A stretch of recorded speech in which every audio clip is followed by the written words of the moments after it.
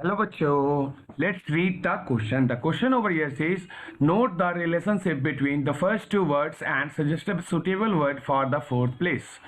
And the relationship here is given like asexual reproduction with the uniparental and the bisexual reproduction and nothing they are given at the fourth place. So we have to find out what should the suitable word for the fourth place. So first of all, we should go through our key concept as we have studied that reproduction in organisms are of two kinds, two types. And what are they? These are called, the first one is asexual reproduction and the second reproduction it is the sexual reproduction. So if we have to define, हमें जब इसके बारे में जब देखा हम लोगों ने तो एसेक्सुअल में हमें पता चला कि एसेक्सुअल रिप्रोडक्शन में सिर्फ और सिर्फ सिंगल पेरेंट का या सिंगल इंडिविजुअल्स का जो है इन्वॉल्वमेंट देखने को मिलता है. कैसे जानते हैं हम लोग कि इट इन्वॉल्व्स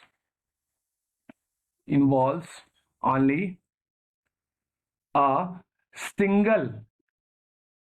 सिंगल ऑर्गेनिज्म, या फिर हम लोग ऑर्गेनिज्म के जगह पे यहां पे कह सकते हैं कि हमारा जो इंडिविजुअल भी कह सकते हैं.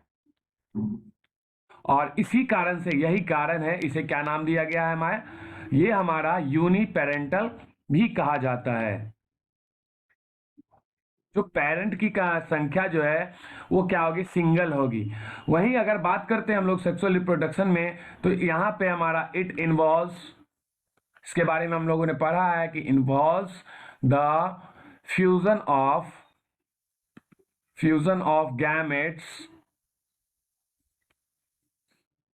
ऑफ टू डिफरेंट पेरेंट्स, या फिर यहां पे हम लोग इंडिविजुअल्स भी कह सकते हैं, इंडिविजुअल्स.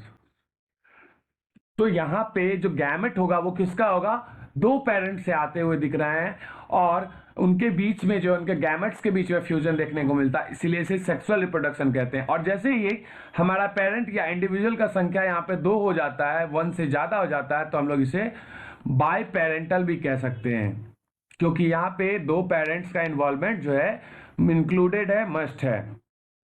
तो जैसा कि हम लोगों को क्वेश्चन में पूछा गया था कि रिलेशनशिप जो है फर्स्ट और सेकंड के बीच में, वहीं थर्ड और फोर्थ के बीच में जो है हम लोगों को सेट करके हुए यहाँ पे सूटेबल वर्ड प्लेस करना है. तो जैसा कि एसेक्सुअल को हम लोग अगर यूनिपेरेंटल कहते हैं तो उसी प्रकार से हम लोग क्या देखेंगे कि बाइसेक्सुअल रिप्रोडक्शन को हम लोग बाय पेरेंटल भी कहेंगे.